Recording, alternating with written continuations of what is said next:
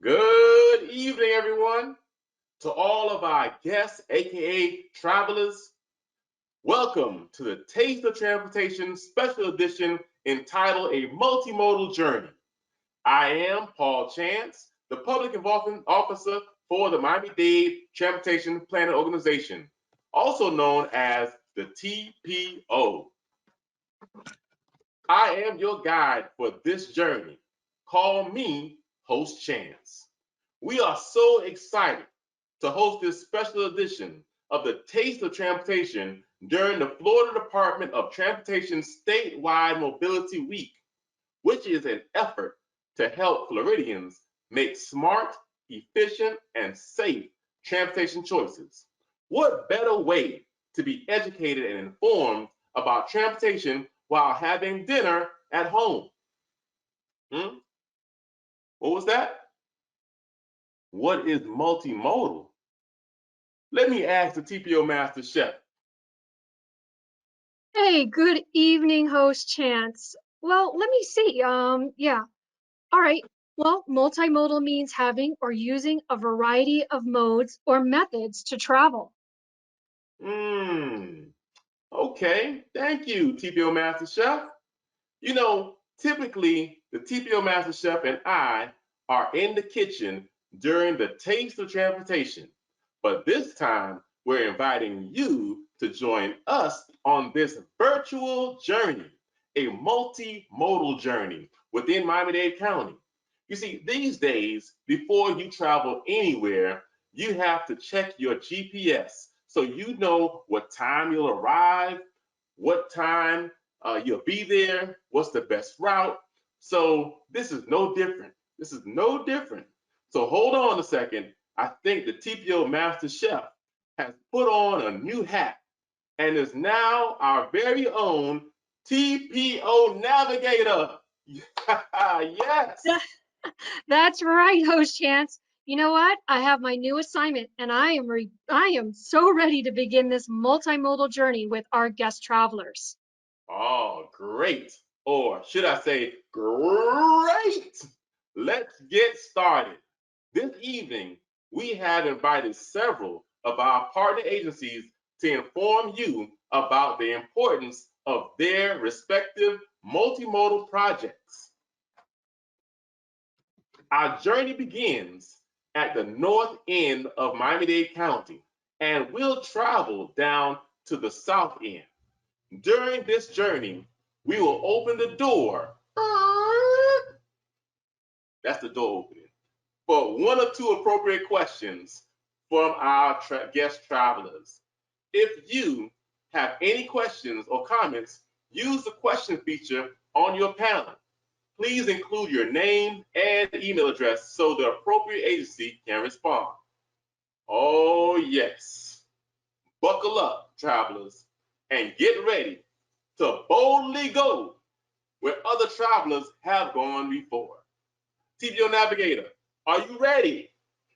Yes, and trust me, I will keep you on time during this journey. Awesome. First stop, toot, toot. I'd like to share with you what we have been cooking up at the Miami-Dade TPO with our Smart Demonstration Program. Miami-Dade TPO is working with transportation partners to increase first and last mile access to the smart plan corridors by increasing services to the traveling public with new routes, new stations, new transit facilities with connectivity to the smart plan. And without further ado, let's continue our journey with our transportation guide as we step, left, right, left. Every journey begins on the ground. Let's welcome Kevin from the Miami-Dade TPO. He's going to tell us about the Smart Step. Thank you, Host Chance. Hello, everyone. Kevin Walford from the Miami-Dade TPO. Talk to you about the Transportation Enhancements Program, or Smart Step for short. The Miami-Dade TPO urban and non-urban mobility task forces were created to focus on addressing bicycle and pedestrian mobility challenges in Miami-Dade County.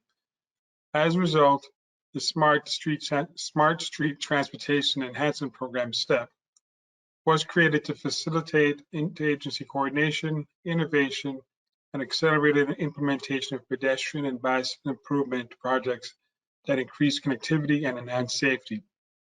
The Miami-Dade TPO is working with collaboratively with Miami-Dade County Department of Transportation and Public Works, DTPW, Florida Department of Transportation District 6, Miami-Dade County Parks, Recreation and Open Spaces, PROS, and municipalities to implement those Smart Step projects countywide.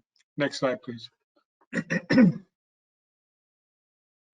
There are 12 locations spread throughout the county, as you can see on the screen. We have two groups, Urban Task Force and Non-Urban. The goals of these original projects were to have them done by October 2022, and it was called Quick Build. We've since changed the name, but we're still on a quick format. You can see a couple of examples of the fact sheets from some of the other projects that are on the bottom of the screen. One of the projects, speaking of quick, has been completed, that being the Southwest 92nd Street and Southwest 122nd Avenue project. Next slide, please. So I'm going to go over a couple of slides explaining each of the various projects that we have going out to the county. First one we can see is green bike lanes. There are a couple of areas in which we're doing green bike lanes. This one is Southwest 142nd Avenue between Southwest 160th Street and 168th Street. You can see the concept photo on the screen showing the improvements to the intersections and the green bike lanes along the roadway. Next slide, please.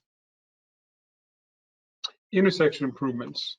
Once again, a couple of locations throughout the county. This one here is in Florida City by the South Day Transitway, next to the end of the South Quarter stop. The intersection is going to be improved on all four sides with high emphasis crosswalks, green bike lanes, improved ADA access, and the like. Next slide, please. Pedestrian connection to transit station. This on one, we have a couple in which we're trying to improve connections to transit stations. This one here is the Metro Rail Palmetto. You can see on the screen, we're trying to improve the walkway, the walk direction between the station and the northwest corner, where there's a good amount of individuals who use that to go into that warehouse and industrial area. Right now they have to cross on the grass, and they're going to be improving that area so that it can be ADA accessible. Next slide, please. Pedestrian Scramble Crosswalk. This one here is in downtown Miami at Brickell and Southeast 8th Street, where this is a high emphasis crosswalk where when the lights are all green for the pedestrians and all red for their cars, pedestrians can cross an intersection at any angle they want, as you can see in the screen. And then there'll be a time when it's all green face for the cars, and then pedestrians have to stay on the side. Next slide, please. Smartphone applications for the visually impaired. This one is a specific one that FDOT's doing with the Lighthouse of the Blind there on Southeast 6th Street, in which they're going to be installing special things on the poles so that it increases the noise, the noise intensity, so the individuals who are at the facility, seeing impaired, can hear better vehicles that are coming and going. Next slide, please. Park entrance. This is age-friendly pedestrian enhancements. This is up by Amelia Earhart Park. It's a two-part project. One is improving Northwest 74th Place, and then this one here is an entrance to the park. Right to just off the screen, there is a senior living facility, and the seniors there use the park entrance to do walking. Next slide, please. And that is the end of my presentation. If you have any questions, my contact information is on the screen. Wow, Kevin, this Scramble Crosswalk is fantastic. Wow. I like it. This is amazing. This is great information, Kevin. I'm just going to walk a little bit. But thank you so much. That was great. But before we go, Kevin, because we got a busy schedule, before we go, we want to move, before we move on our journey, let's see if the TPO Navigator has any questions from our travelers. TPO Navigator? Yeah, Host Chance, I'm taking a look. All right, okay, we have one. The smartphone application for the visually impaired is an amazing tool. Is this technology available at any other intersections? Yes, thank you, Smart Chef.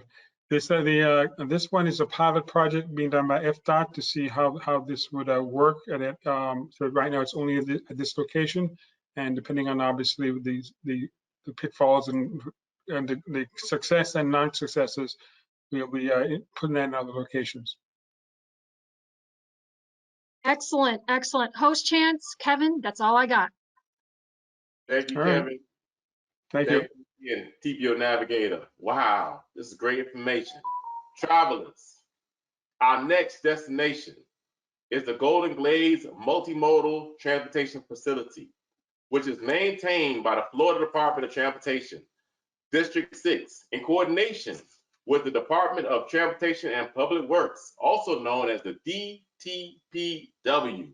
Here to represent Florida Department of Transportation District 6 is our transportation guide, Sandra.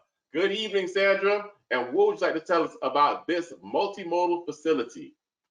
Thank you, Host Chance, for that awesome intro.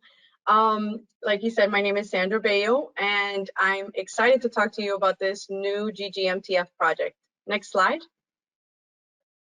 So this project is unique in that we serve the Tri-County area with all of these different modes of transportation all inside of one lot. So all these new features are going to promote for folks to get out of their cars and hopefully using public transportation and alleviate some traffic. So for example, you can park your bike or vehicle at the facility and hop on the Tri-Rail, or get on an I-95 express bus and take it to work or for leisure. Next slide. The project is located inside of the Golden Glades Park and Ride facility. And it's right outside of the GGI interchange. We did start about 3 years ago in 2018, and we're slated to complete the project by the end of this year. Next slide.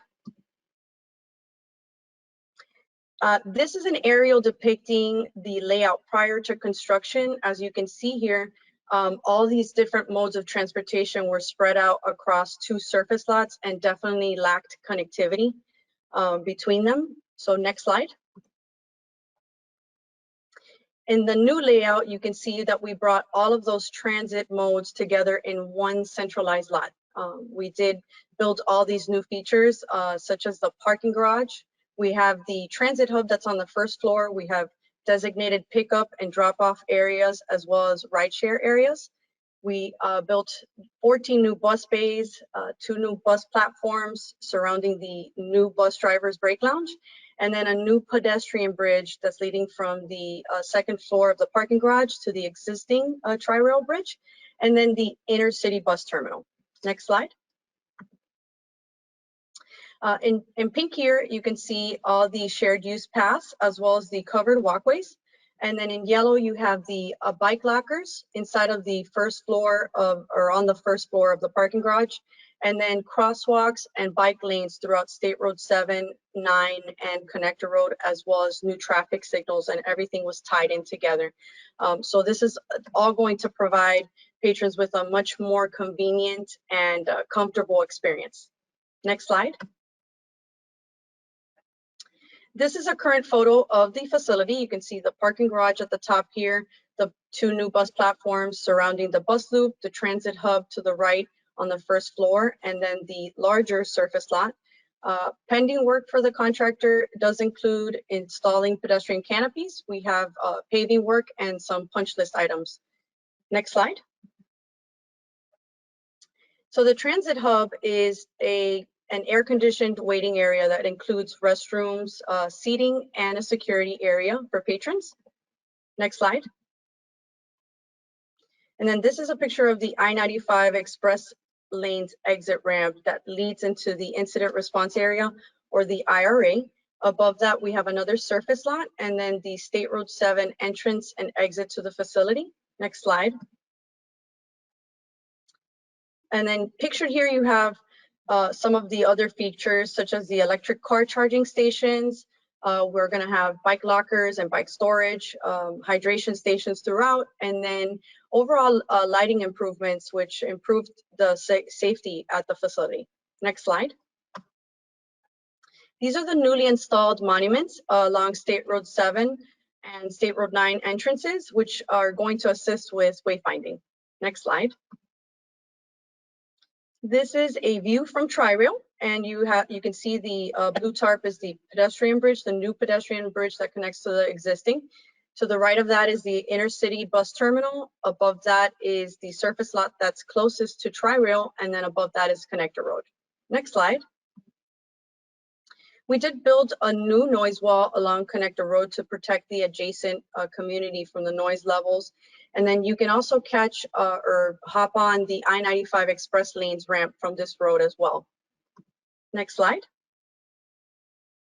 Once the contractor is done wrapping up the project and finalizing inspections, then they'll hand the facility over to Miami-Dade County for operation and maintenance. Next slide. And this is my contact information should you have any questions. And next slide. Thank you so much for this opportunity today to present to you. Yeah, come on in, everybody. Keep on moving, keep moving. Wow, this is fantastic, Sandra. This is just a fantastic facility. I hope people get a chance to come down here and check it out. Listen, I hope so too. before we continue on our journey, let's see if the TPO Navigator has any questions from our travelers. TPO Navigator? Yeah, host Chance, let me see. Sandra, we got a question for you.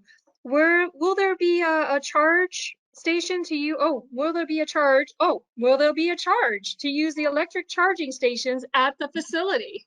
I got a little tongue twisted there. It's hard. So Miami-Dade will, as I mentioned before, Miami-Dade County will be taking over the operation and maintenance of the facility, and that will include the electric car charging stations. So they will choose a vendor, and it will be up to them what they charge and how much they charge, and if they charge. So that's to be determined. All right, and we actually do have another question. When you're parking in that area, is there going to be a charge to park in the garage, in the new garage? Do we know that? That will also be determined by Miami-Dade County. Excellent, excellent. All right, excellent, Sandra. Let's see if we got anything else. Oh, and are there going to be any restaurants in the new station?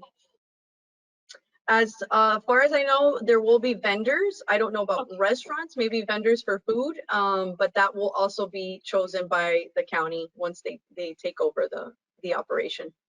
All right, so what I'm hearing is that we're going to have to do a follow-up to this and bring in DTPW when you guys hand it over to them, and we'll see about the charging and the restaurants and all that good stuff. So thank you, Sandra, so much. Host Chance, that's all we have. Thank you. All right, all right. You sure? One more question. No, I'm just joking, Sandra. So you ready to go? Let's keep it moving. Let's keep it moving. Good. Thank you so much. Well, TPO Navigator, time for us to keep it moving again.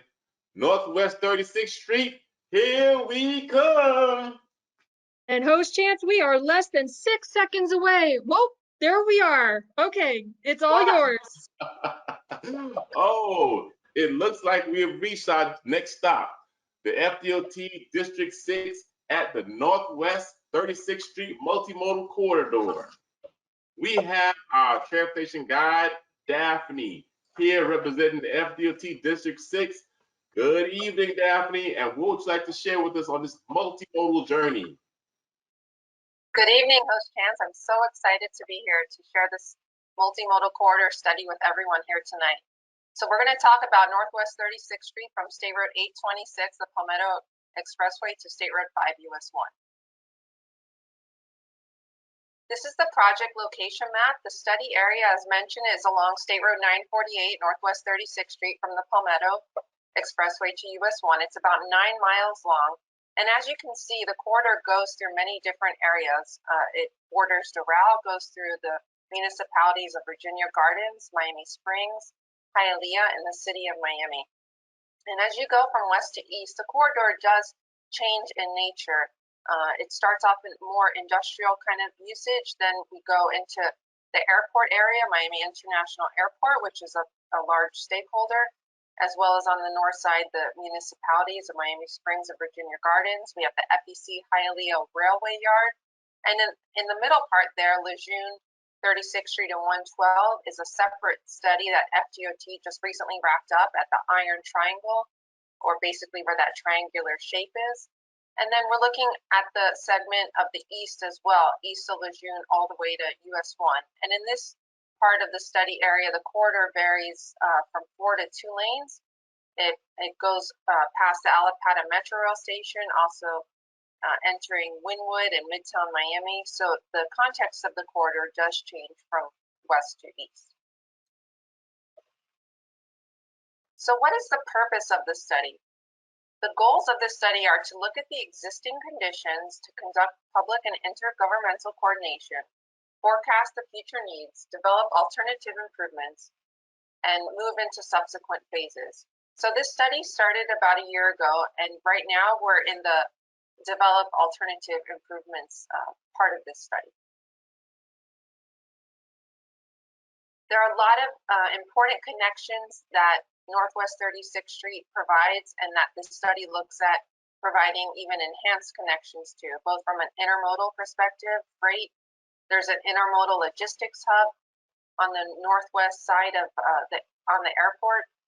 There's the FEC Railway Hialeah Yard. There's important connections to rail, also Tri-Rail, Metro Rail, then aviation connections, of course, to the Miami International Airport, and then last but not least, very importantly, the multimodal connections to transit, bicyclists, pedestrians, and also vehicles.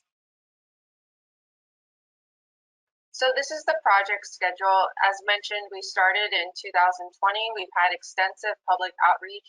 We've held project advisory team meetings, or PAT meetings, public workshops, 2 series of public workshops.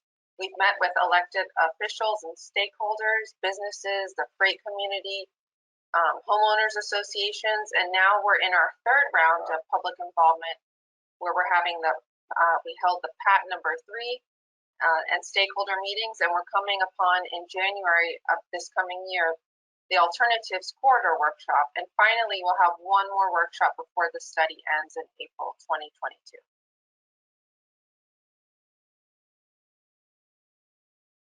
So I went through that rather quickly, but if you have any questions now, or if you would like to ask about the study, we're here to answer that.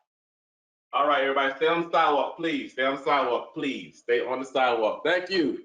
Daphne, thank you so much. Thank you so much. That was great. That was great, great information. And you know, we got to keep it moving as we go on our journey. Let's see if our TPO, I'm about to call her the Master Chef, turn her back into the Master Chef. Let's see if our TPO Navigator has any questions from our travelers.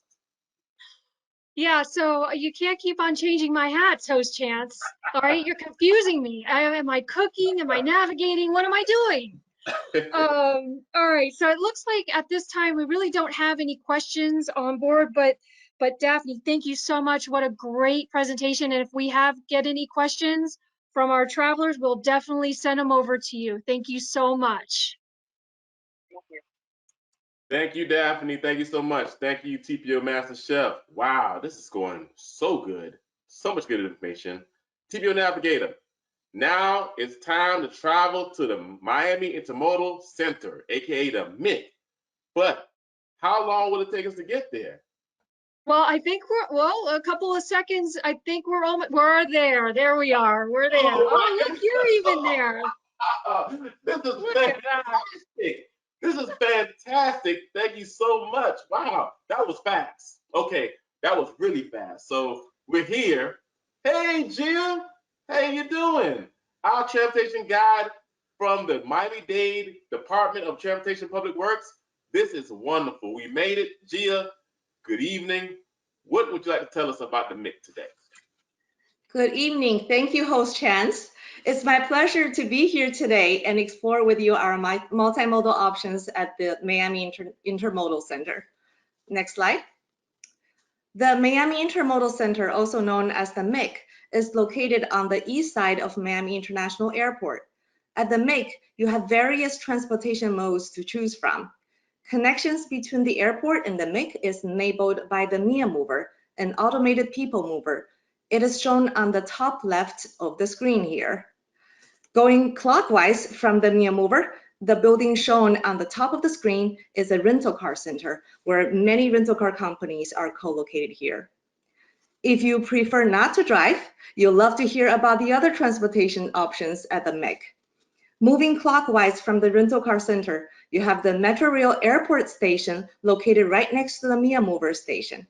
At the ground level of the Metrorail station, you'll find our Metrobus terminal. Coming around the parking lot, you will find the Intercity Bus Terminal where the red label is. Intercity bus service providers such as Greyhound and the Megabus are located here. Right next to it is an area where bike racks are located. Continue moving clockwise, you will find the Tri-Rail Airport Station with a designated park and ride lot next to it. A taxi, Uber, and Lyft pickup and drop-off area is conveniently located in front of the Tri-Rail station. Immediately next to it is a shuttle service terminal where services such as municipal circulators are provided. Now, let's zoom into some of the transit components here. Next slide. Thank you. First, let's take a closer look at the Mia Mover system. The Mia Mover has two stations. On the airport side, the Mia station is located on the third level between the Flamingo and Dolphin parking garages. On the MIC side, the station is located on the fourth level of the rental car center. It takes about 3 minutes to go nonstop on the Mia system from the airport to the MIC. Here on the screen are a map showing the Mia Mover system and pictures of the Mia Mover station, the passenger waiting area at the station, and the Mia Mover vehicle. Next slide. Next is the Metrorail station. The Metrorail Airport Station is located immediately to the east of the Mia Mover station. It is the end-of-line terminal of the Metrorail Orange Line. On the left side of the screen, you will see a map for the Metrorail system. You can access all the stations on the map, including the ones on the green line, by making a transfer at the Arlington Heights station. Through Metrorail, you can easily get to downtown Miami and other exciting places of the county. The pictures here are an entrance to the station and the station platform at the MIC. Next slide. If you're interested in accessing an even larger area in Miami-Dade County through transit, no problem. We have Metrobus service here. The Metrobus terminal, as I mentioned earlier, is located on the ground level of the Metrorail station. Many Metrobus routes stop or terminate here. In addition, the county just approved the implementation of the Better Bus project. Starting from next year, many routes at the MIC will have frequencies of 15 minutes or better. As shown in the map on the screen, you will be able to access almost half of the county within 60 minutes through different bus routes at the MIC. Next slide. Interested in visiting Broward and Palm Beach counties? Tri-Rail is your option. The Tri-Rail Miami Airport Station is the southern terminus of the Tri-Rail service. Through this service, you'll be able to access almost 20 cities in the Tri-County area. The picture here shows the Tri-Rail platform at the MIC. Next slide. If you wonder where you could get to through the Megabus or Greyhound intercity services, I did some research too. You'll be able to go to Fort Lauderdale and Orlando using Megabus, and you'll be able to visit the rest of the United States with Greyhound. Next slide. Last but not the least, please download our Go Miami-Dade Transit app. The app has real-time bus, train, and mover tracker. You can plan your transit trips much easier and buy your transit passes through the app too. Thank you very much. Wow, Gia, that was great. Fantastic. I really hope everybody gets a chance to visit this facility. It is a fantastic facility. Well, before we move on with our journey, let's see if our TPO Navigator has any questions from our travelers. All right, Host Chance, let's see what we have. Okay, here's a question. Chia, how often does the Metrorail go into the MIC? Okay, yes, that's a very good question. During peak hours, there's a train every 10 minutes to go into the MIC. And likewise, there's a train every 10 minutes leaving the MIC. And during off-peak hours, there's a train every 15 minutes. Okay, great. Let me see what else we got here. I'm just trying to pull this up. All right, let's see. I can't see it all that well. Is the plan to provide pedestrian sidewalks? Oh, okay. Is there a plan to provide pedestrian sidewalks and pedestrian signage for the entire site? So is there a plan to get more taxis to use the curb for pickup and lessen the congestion at the airport? I will have to get back to whoever's asking the question. I'm Okay. not managing the project myself or the site, so I'll get back to you later. Wonderful, Gia. And we do have that individual's name and email, so we will ensure that you are able to answer that question. Fantastic. Thank you so much. Host Chance, Gia, that's all I've got. Thank you. All right. Thank you, Gia. Thank you, TPO Navigator. Time to hit the trails. The London trails, that is. How far is that, TPO Navigator? Well, looks like we're just 2 seconds away. Just keep on walking. I'm gonna keep. Oh, look at that! Look, you're there. I told you 2 seconds. You're there. We're already there. This is fantastic. This is fantastic. Awesome. Our next stop is the London Trail, which is managed by the Miami-Dade County Parks, Recreation, and Open Spaces, PROS, PROS. And we have our transportation guide, Alyssa. Good evening, Alyssa. What would you like to share with us this evening? Good evening, everybody. Ludlam Trail is envisioned to be a 5.6-mile iconic corridor with dedicated paths for biking, walking, and running connecting the heart of Miami-Dade County. The trail will be approximately 5.6 miles, extending from Northwest 7th Street to Southwest 80th Street between 69th and 70th Avenues, located within unincorporated Miami-Dade County and portions of the city of Miami. Eventually, the trail will connect to the Underline at the south and the Perimeter Trail at Miami International Airport at the north, and connect to the Miami River Greenway, creating the Miami Loop. Some highlights of the Ludlam Trail corridor, which has been a project underway for many years, include a 2017 CDMP amendment approval. In December of 2018, the county completed acquisition of Ludlam Trail corridor areas. In 2019, there was a rezoning approval, which created a new district, a corridor district classification for the Ludlam Trail. And in December of 2021, just next month, we are anticipating completion of the PD&E project. Ludlam Trail consists of recreational trail segments and 3 development node areas, which will include mixed use. Through the development node areas, there will be an 18-foot wide trail easement to ensure continuity of the trail from Northwest 7th Street to Southwest 80th Street, which will be, just like the rest of the trail, publicly accessible 24 hours a day, 7 days a week. A traffic study has been completed, which identified 11 at-grade street crossings. 2 bridges over canals, and 4 bridges over roadways for pedestrian and bicycle use at Flagler Street, Southwest 8th Street, 24th Street, and 40th Street. At this time, we have developed 15% preliminary concept plans as a part of the PD&E project, and I have some renderings of those 15% plans to share with you this evening.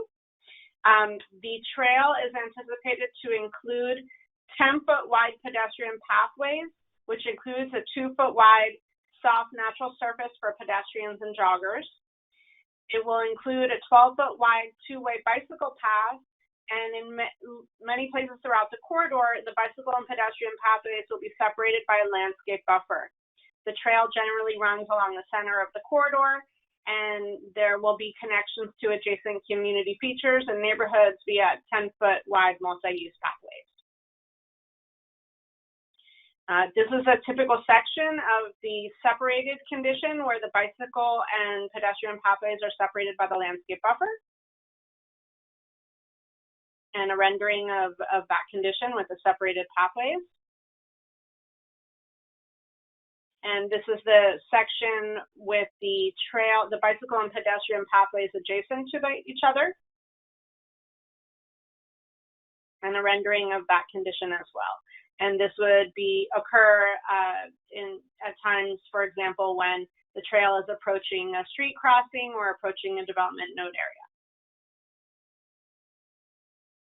This is an example of what the pedestrian bridges may look like. Upon the completion of the PD&E project, which we are currently in, we will transition into the design and construction phases. During the design phase, the bridge design as well as the rest of the trail design will be finalized. This is an example of the Acreage street crossing, of which there are 11. And another view of the Acreage street crossing with some beautiful flowering trees. This is an example of a bridge crossing over a canal and also approaching a roadway crossing. And also on the right-hand side of the screen, you'll see the 10-foot wide connection to the road.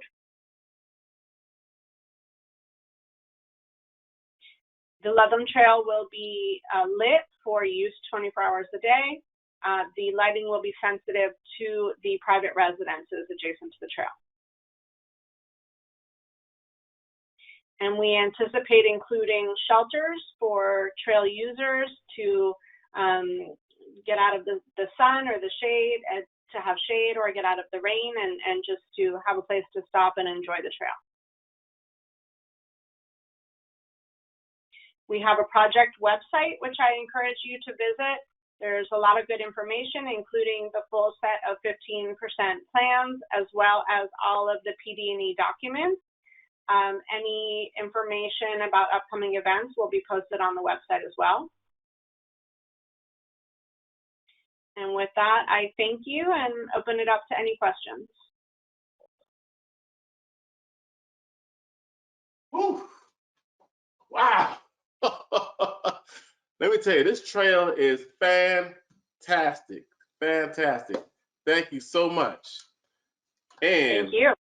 Thank you. Thank you. This is great information. But before we move on to our next journey, let's see if the TPO Navigator has any questions from our travelers. TPO Navigator? Yes, Host Chance and Alyssa, let's see. We have 2 questions. One of them is, will there be any public restrooms or parking along the trail? Thank you. Public restrooms and parking will be available at A.D. Barnes Park and Robert King High Park, located at the north end and the central part of the trail. Public parking and public restrooms will be available at those locations. Excellent, excellent. And we have another one. Is there still consideration for future transit running through the trail, the Ludlam Trail? No, the trail will be used for non-motorized uses, such as biking, walking, running, and other non-motorized uses of transportation. Got it, Got it. Thank you, Alyssa. Thank you, Host Chance. I think that's all we have for Alyssa. Excellent, excellent. Thank you.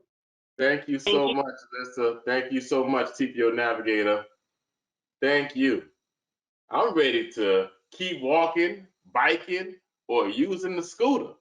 This is great information. Time to keep it moving. That's I right. We are just steps away. So just keep on walking, Host Chance. keep on walking like this. That's right. There you go. Look at that. All right, look, we're here. We're here. Our next stop is the Underline. We have with us this evening our transportation guide, Meg Daly, founder of the Friends of the Underline. Good evening, Meg. What would you like to add to this multimodal journey? Well, I would like to add that I am so excited about everything I've been listening to tonight.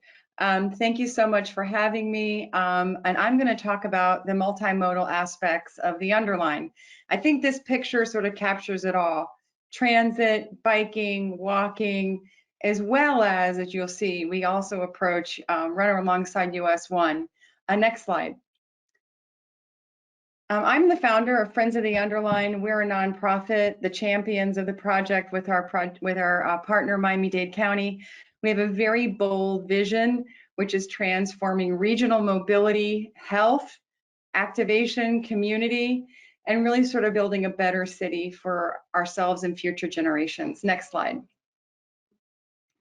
We're all about the impact. The Underline traverses 8 transit stations, metro rail stations that already have 9 million users passing through them, 250,000 residents within a 10-minute walk, 120 acres of green space from underutilized land below metro rail, $3 billion of planned development, and all about one multimodal corridor. Next slide.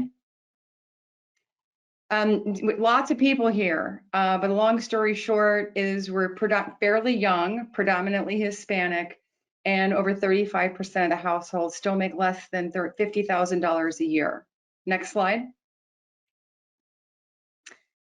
Transportation first, safety first. Miami-Dade County is one of the most dangerous places to walk and bike. And this off-road facility will be a great place for people to connect to their communities, go to school, get to work, certainly connect to transit. We have 34 intersection improvements along the way. We'll have 2 separated facilities for the modes of walking and biking, 24-hour security and nighttime lighting. But also, we're providing equitable access to many communities. We want to attract people to riding mass transit by improving first and last mile connection and get moving. Transportation can be active. Put some more footsteps on your Fitbit. Next slide. So billions of dollars of planned development along this corridor, $3 billion worth of planned development, as well as increased tax receipts. But this is about city building, attracting and retaining businesses and this great talent to work here, enhancing quality of life, as well as this equitable access to people of all abilities and all incomes. Next. $9 billion of economic impact over 25 years. Next slide. But connectivity. So the Underline is included in the Metro Rail path from the Miami River to Dadeland South, connecting to 8 transit stations, but also to the Kendall Corridor and the South Dade Transitway within the SMART plan. And Alyssa already touched on the Miami Loop, which is the connection of Loveland Trail, the Miami River Greenway, and the Underline, as well as a spur leading off into Rickenbacker, which is Plan Z. Next slide. First phase is open. I hope you guys come out and visit us at the Brickell backyard from the Miami River to Coral Way. Second phase is under construction, 2.25 miles long. Phase 3 is 7 miles long from Southwest 19th to Dadeland South. Next slide. So Brickell Backyard, I just mentioned we have tons of great programming going on for kids. We have next slide. We have an outdoor gym with soccer and basketball. We have a sound stage. We've had everything from Miami City Ballet to a tech talk. We have 4 public art installations. We have entrepreneurial interventions, demonstration projects and pop-ups, and the whole half mile is a pollinator park. Next slide. Next phase is phase 2, and this goes through Silver Bluff, Shenandoah, and into North Grove. Next slide. We'll have the first of our mini bioswales, green infrastructure, 100,000 native plants and trees, 6 new intersection improvements, and we'll also have the introduction of Wi-Fi, actually in phase 1. We're trying to make the entire corridor connected. Next slide. I think this says it all. The Underline together. This is about incredible partnerships with Miami-Dade County, the municipalities that we work with, the TPO, as well as the private sector, which includes us and our many donors. I want to visit us at theunderline.org. Come out and check out our programming. Please walk and bike here, and certainly when you come out, have fun. Thank you so much. Wow, Meg. This is fantastic. You look right at home. You look right at home. I am. Come on, travelers. I got to make sure everybody cross the street safely. Having a good time here. All right, awesome. All right, but before we move on to our journey, let's see if the TPO Navigator has any questions from our travelers. TPO Navigator? Yeah, let's see. Okay, Meg and Host Chance, let's see what we got. All right, when will all the phases be completed, Meg? A very ambitious schedule of completion of the 10 miles by 2025. Oh, nice. That's right around the corner. In my years, it's tomorrow, so we better hurry. Exactly. Paul, just keep running because I got to catch up with you. Well, Host Chance, Meg, that's all we have. Thank you so much. Appreciate it. Thank you so much. You all have a great night. Yes, you too. Thank you, Meg. You do the same. You do the same. Thank you. All right. All right. Time to go get connected. Time to make that move right now, travelers. Right now. How close are we to our final destination, TPO Navigator? Well, listen, we are just moments away, Host Chance. We have one more stop, like you said, and we are now here. I felt like I just pulled up in my new ride. Thank you. I guess I had to start walking at some point in time and get in my new ride here, right? Our final stop for this journey is with the Miami-Dade County Department of Transportation and Public Works, DTPW, to talk about Go Connect, which is under the Miami-Dade TPO Smart Demonstration Program. We have our transportation guide, Carlos. Good evening, Carlos. What would you like to add to this multimodal journey as you close us out? The one and only Host Chance, thank you very much. I'm thrilled to be here today to talk transit with you. You know, the idea of bringing on-demand transit to Miami-Dade County has been a couple of years in the making. Back when rideshare was a hot topic, a lot of conversation was transit against rideshares, rideshare against transit. But we took a step back and said, well, transit is the ultimate shared ride.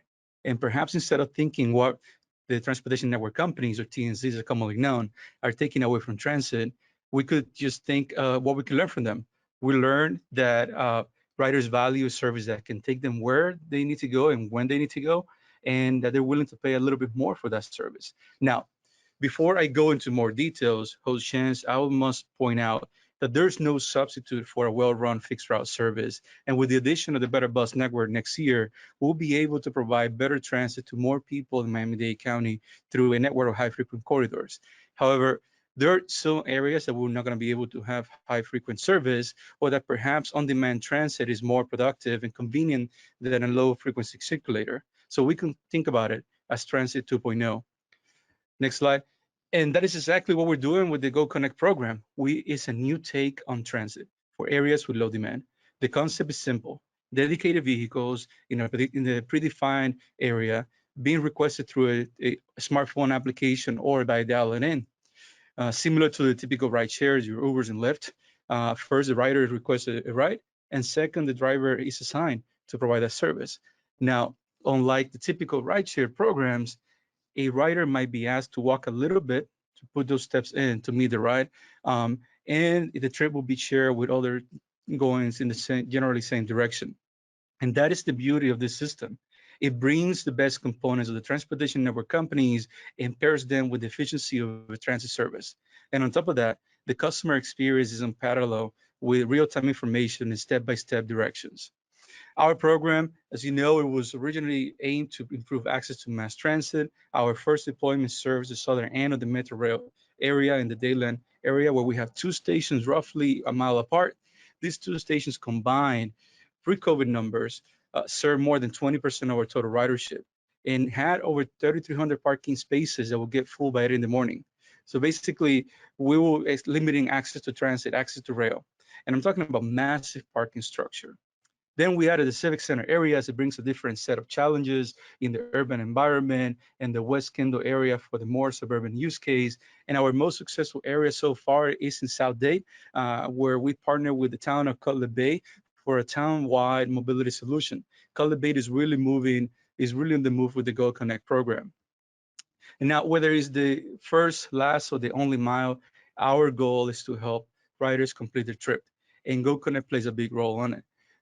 Even in areas where we have fixed route services and perhaps Metro Rail system, the on-demand transit plays a different role. It has a different purpose to fulfill.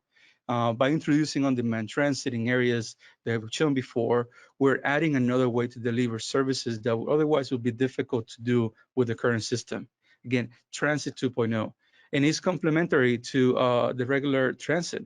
And with this in mind, we work with the VIA team to ensure that we maximize our resources to provide greater mobility options, and that we provide riders with a multimodal trip planning solution in a way that meets their needs, as well as aligns with the overarching community goals. For example, if a rider requests for a trip that is better served with transit, the Go Connect program will not send the van, will rather provide the user with the trip details on how to use transit, really maximizing the use of our resources. And you see, with the right approach, fixed route and on-demand transit can really be successful and coexist together. The experience so far has been great. The service and interaction with the technology feels very intuitive and seamless. It feels that we had this service for years. Big kudos to the VIA design team for the seamless experience, but mostly I think that the on-demand transit service that we're providing today is the right solution for the need, and that is why it feels so familiar. And we see this through feedback from the community. A happy rider said, this is the best way to tackle those short trips. Go Connect is a new way for us to provide better service in Miami-Dade County.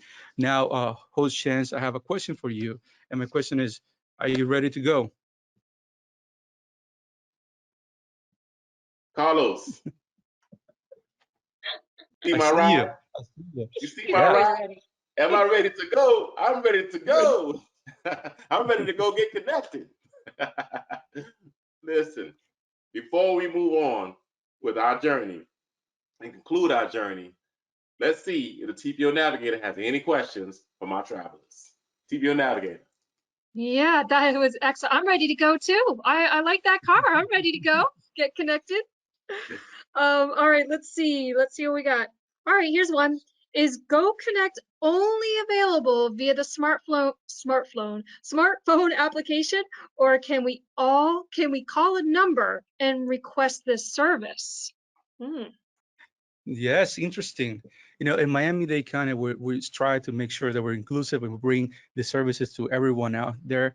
And the Go Connect is not an exception to it. You can hail it through a smartphone application, or you can create an account and use your phone, dial it in to call a number and request a trip. All the numbers are information is available at goconnect.miamidade.gov, and you will see all the information there.